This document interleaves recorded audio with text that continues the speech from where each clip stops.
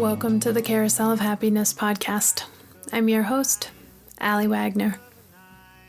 On last week's episode, we celebrated the podcast's 1-year anniversary with me sharing my personal carousel story, how my life has changed for the better as a result of hosting this podcast, and how the carousel's magic has wriggled its way into my heart and propelled me into a life I couldn't have previously imagined.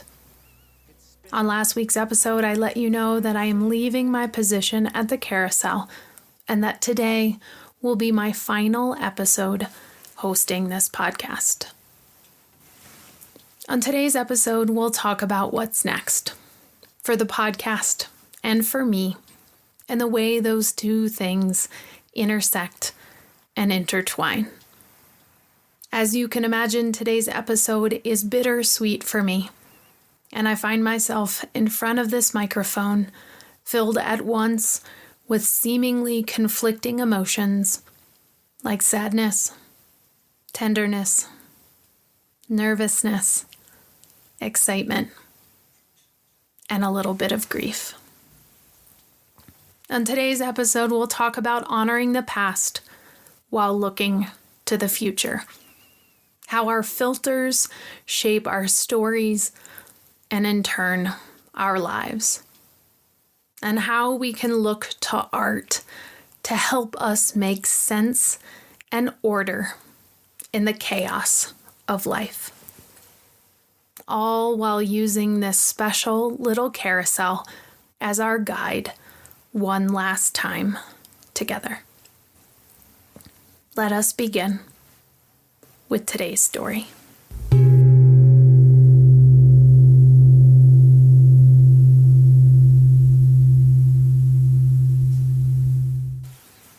I don't love goodbyes. In fact, I don't even like them. Which is surprising given the fact that I've had a lot of experience with them.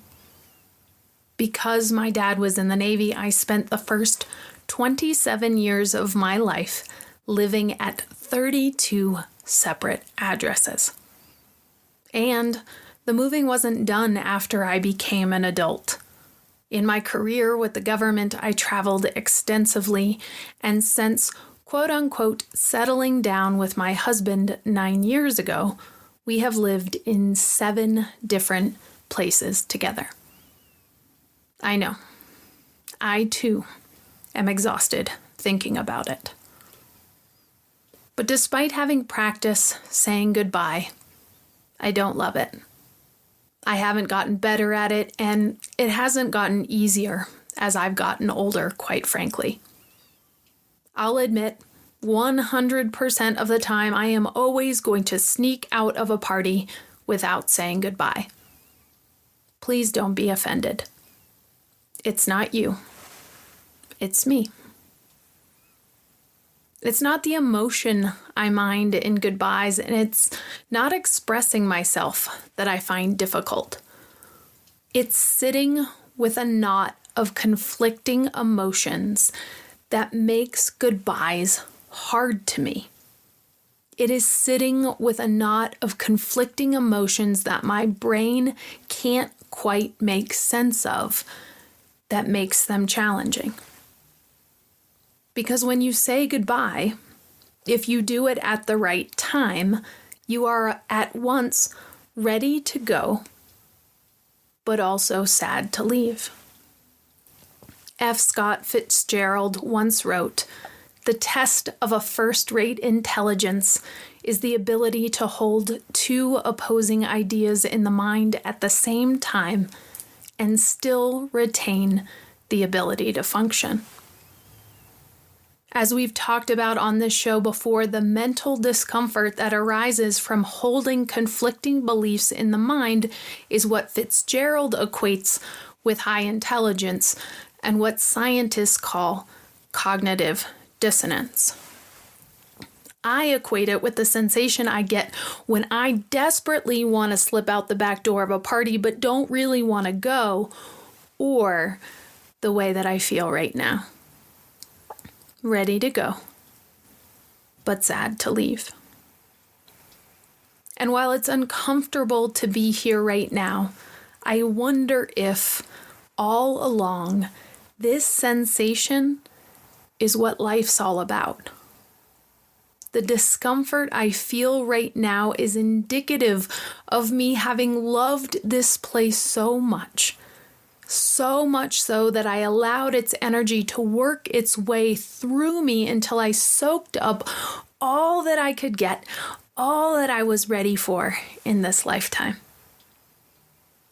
But because I, like you, dear listener, am an evolving being, my work in this body is not done, even if my time at the carousel is coming to an end. And once we soak up all of what is available to us in the present moment, we find ourselves ready, prepared for the next thing. It's not a bad thing. It's how we change and evolve over time. But so often we listen to that little voice that whispers, "It's time to go," and we ignore it. We push it away because we're waiting for better timing. We're waiting for it to make sense on paper. We're waiting to know where to go next. And sometimes we wait just a hair too long, and the situation becomes untenable. We might even pick a fight to justify leaving. We get feisty and angry and resentful because we want to feel justified in doing the thing that we genuinely wanted to do all along, what we were born to do. Soak up everything this moment has to offer and then grow, change, evolve. Thankfully, that isn't the case with the carousel. But what is true is that I'm ready and also sad. I feel deep appreciation, love, and gratitude for what the carousel has given me, and also I'm ready to take this new version of me to new places and to learn new things. Unfortunately, it's these moments of discomfort that don't make the highlight reels of our lives. It's these moments of discomfort that we forget when we get to where we're going. And I just want to slow down for a moment and honor this transition period and give it the respect I think it deserves. The carousel itself is a knot of contradictions. It is a place of happiness that was born from a place of sadness. It is believed to be a place for children, yet 80% of our riders are adults. It is a place where we celebrate life and also where we honor death. It is at once an amusement ride, a movable work of art, a symbol, and a community hub. It is a place that defies description, yet I've tried for more than a year to find the right words to describe it. It is because of these contradictions that I feel comfortable standing with my own contradictions right now. It is because of Scott's example as a self-trained artist of a very specific medium that I feel confident going out on my own and doing the same. It is because of Scott's example I'm about to do something incredibly nutty and also feel slightly sane in doing it. It is because of Scott's example that I am trusting the unseen. I am trusting my own voice, and I am trusting something larger than myself to help me along the way. This is how the carousel has shaped me. This is how I've allowed its energy to flow to me and through me and out my own little filter. To be sure, this is not how everybody views the carousel, nor are these the conclusions everyone would come to after spending time with it. But they are mine. Our lives are comprised of the stories we tell. Our lives show us our beliefs, our values, and our morals in real time. If we believe, like I did before I started working at the Carousel, that artists needed degrees and they needed external validation from the elite to flourish, then that will be true for us. And it was true for me for a while. But in seeing Scott, with no formal training, create a functional piece of art that has a lasting legacy and impact without permission from anyone, I am forced to reconcile those false beliefs in my mind. Which is what I've done over the past year. Over and over again, I've gotten slapped in the face, or better said, I've slapped myself in the face with old beliefs about art and making art that just aren't true. And I know they are not true because Scott's story proved to me that they were false. The Carousel is a great example of how you can take a life's experience of healing and express that healing in a very specific, unique to you sort of way. There's a story I love to tell about Nora Ephron and her husband, Nicholas Pileggi.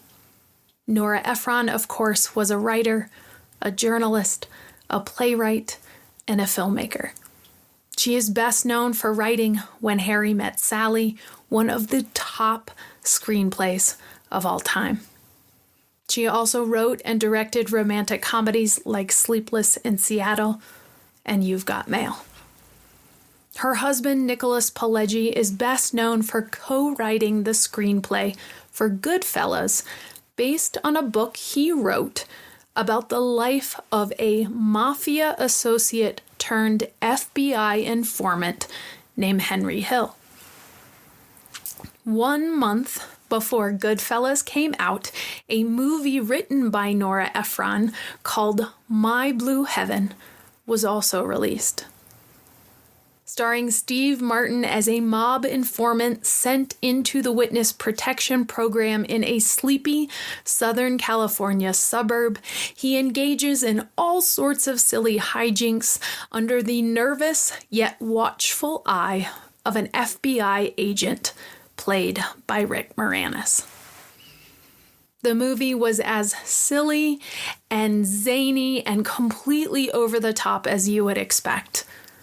While critics did not love it, my 9-year-old self thoroughly approved.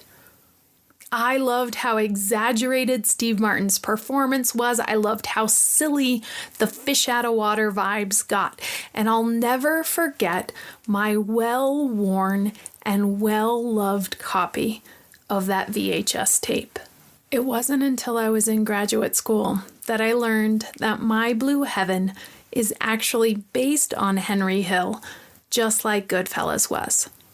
When Nicholas was researching his book about Henry, he shared some of the information he discovered with his wife. And his wife did what great artists do. She took a good story and made it her own. Both Nicholas and Nora took the raw materials of Henry Hill's life and expressed them in entirely different ways. He took the story and made Goodfellas. She took the exact same story and made My Blue Heaven. Same raw materials, same story, but expressed through 2 different filters and 2 different perspectives. Scott took the information, the raw materials of his life, and he made the Carousel. Anyone else would have made something different. Maybe a seesaw of joy or a swing of sadness. Scott chose the Carousel of Happiness. The point is, the act of sitting with the raw materials of our lives and making something out of those raw materials is what life's all about. It's what art is all about. It is why we're here. That synthesis of raw materials is where the magic happens. It's what makes all of the trials and all of the tribulations of being human worth it. Through one of my unaired interviews for this podcast, I learned about an anthropologist named Ellen Dissanayake. She spent her career focusing on art and culture, specifically focusing on the question, what is art for? And the answer she came up with was fascinating to me. Ellen, who does not have a PhD and is also self-trained like Scott, by the way, she discovered after decades of research that art is, quote, taking the ordinary and making it special. While this might seem obvious, that idea challenged what anthropologists and art historians had believed about art and its purpose to humanity. Ellen says ceremonies occur at a time of transition between states. Birth, marriage, wartime, sickness, death, these are the moments of great uncertainty and anxiety. And it's in those moments we as human beings desire to reign in the chaos. Making art, according to Ellen, gives us, quote, the ability to shape and therefore exert some measure of control over the untidy material of our everyday lives. We make art to exert some measure of control over our own lives. That is exactly what Scott did. And it's exactly what I feel emboldened to do right now. In this transition between states, I feel called to create art, to make sense of the fragments of my life and give meaning to them, to shape the untidy material of my everyday life. And it is what whoever will replace me as host of this podcast will do as well. The Carousel is committed to keeping this podcast going. In fact, we recently received a grant specifically to fund it and other outreach projects. The Carousel's executive director and its board will be convening to decide next steps on how to move forward in finding a new host. Someone who, like Nora Ephron and like Nicholas Pileggi, have their own viewpoints, their own filters, and they can shine the energy of the Carousel through these filters. But that takes time, which means we'll be resting silent for just a little bit, until the right host is found and they're able to come on board with their new filter, their new way of experiencing the Carousel. I invite you all to subscribe to the podcast so that you'll be the first to know when we're back up and running. I also encourage you to make sense of the chaos around you by making art.